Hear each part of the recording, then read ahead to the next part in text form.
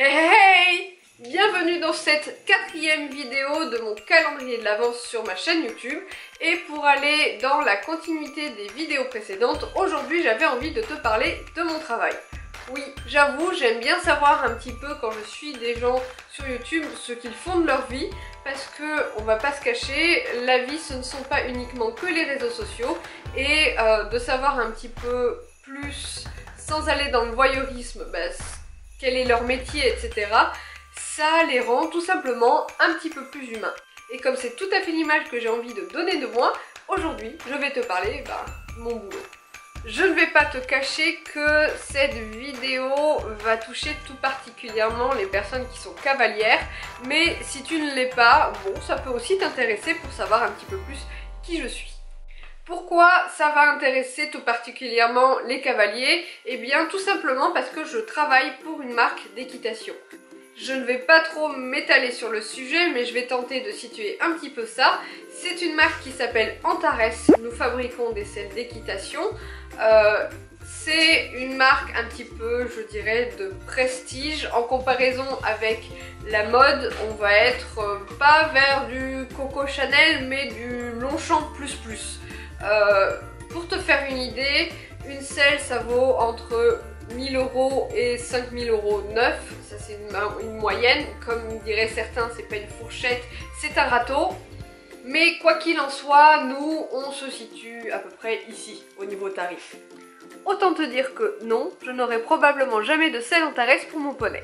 À l'heure qu'il est, ça fait à peu près 4 ans et demi que je suis chez eux, et pour être tout à fait sincère, je suis arrivée à mon travail tout à fait par hasard. J'ai un parcours un petit peu atypique au niveau des études, tout simplement parce que je n'ai jamais aimé l'école. J'étais pas une mauvaise élève, je m'intéressais à certains sujets, mais ils étaient tellement sélectifs que tout le reste ne comptait pas vraiment pour moi. Et en fait, avec beaucoup de recul, je me dis que l'ambiance scolaire ne me plaisait pas du tout. L'ambiance sociale, surtout à cette époque-là. Bref, quoi qu'il en soit, je crois que comme pas mal de cavaliers et cavalières, à l'époque, je ne pensais qu'à un truc, c'était monter à cheval. Et ce que je voulais faire dans la vie, c'était monitrice d'équitation. Et puis je me suis vite rendu compte que je préférais les poneys aux enfants. Ouais, c'est un petit peu dommage pour enseigner l'équitation. Et puis, pleine de désillusions, j'ai voulu changer de branche et aller dans la vente. Comment te dire que je suis quelqu'un qui est très sur la réserve et très mal à l'aise avec les gens, et que finalement, l'aspect vente, qui ne me correspond absolument pas, je voyais ça un petit peu comme un jeu de rôle, si tu vois ce que je veux dire. J'avais en tête que si dans mon métier je n'avais pas de contact avec les gens, ce serait difficile d'avoir des contacts avec les gens tout court dans mon quotidien. Donc dans cette idée, j'ai voulu faire une licence dans je sais plus quoi, des trucs avec des chiffres. Autant te dire que c'était un véritable carnage. Je faisais des crises d'angoisse dans les amphithéâtres, tellement il y avait de monde autour de moi. J'ai fini par complètement décrocher, choper des petits jobs à droite à gauche, et je suis partie vivre quelques mois en Angleterre. Quand je suis revenue en France, j'avais toujours cette idée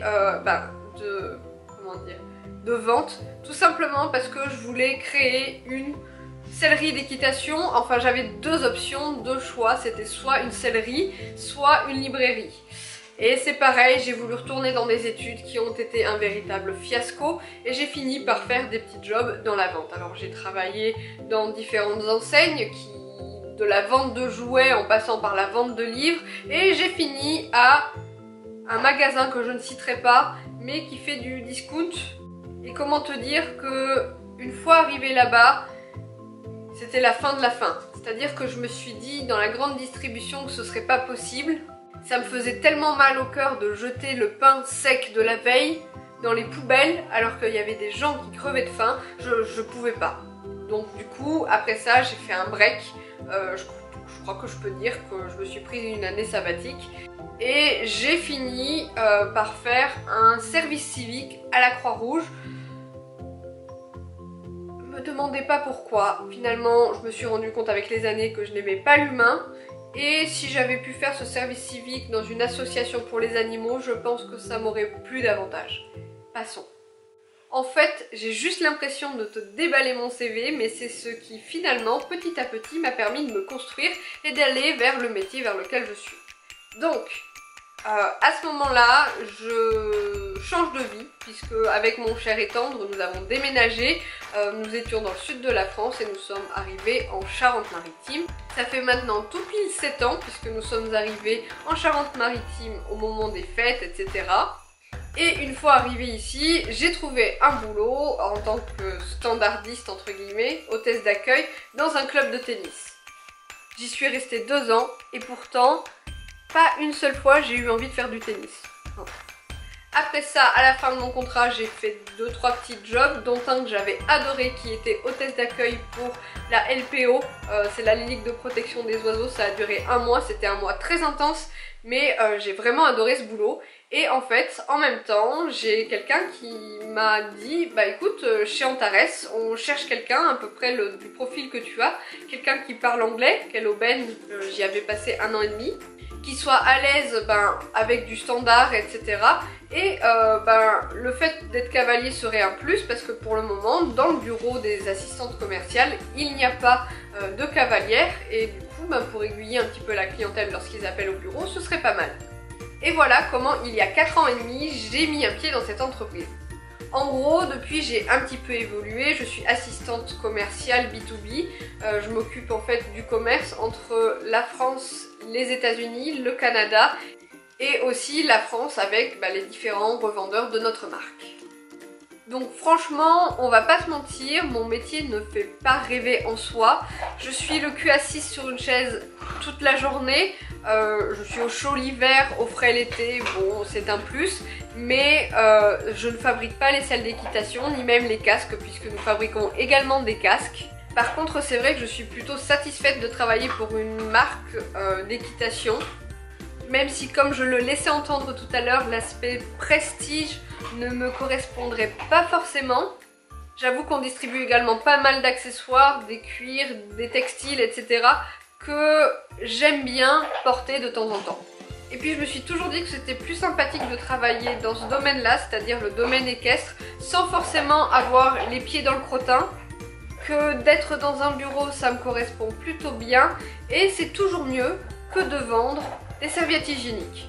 Bon, et pour conclure, je voulais ouvrir une petite parenthèse.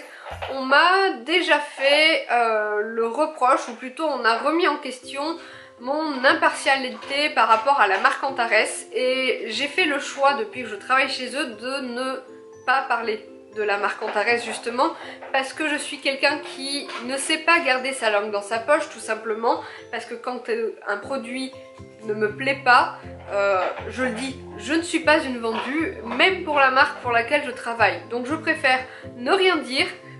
Parfois oui, dans les hauls il peut y avoir des éléments de la marque, vous allez en voir en images, en photos, en vidéos, etc. Mais pour autant, ça ne veut pas dire que je ne jure que par cette marque. La preuve, pendant des années, j'ai monté en Wintech. Et Wintech, pour ceux qui ne le savent pas, c'est juste une selle en plastique. Voilà. Et voilà, j'espère que ce nouveau pas dans mon petit univers t'aura plu. Juste un truc, à ceux qui me regardent et qui sont plutôt jeunes et qui ont envie de chercher une orientation, etc. Je vais pas vous dire de ne pas aller à l'école, même au contraire, je vous dirais ne faites pas comme moi.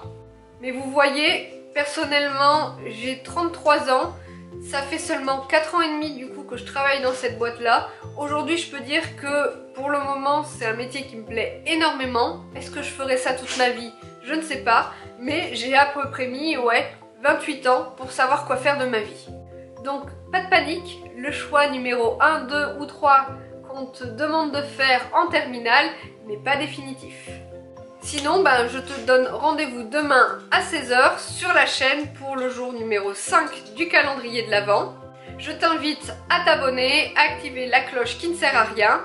Quoi qu'il paraît que les gens ne reçoivent pas de notification quand je publie une vidéo, peut-être que ça sert à ça. Je t'invite aussi à aller checker l'Instagram de Poney et moi. Et je te dis à demain!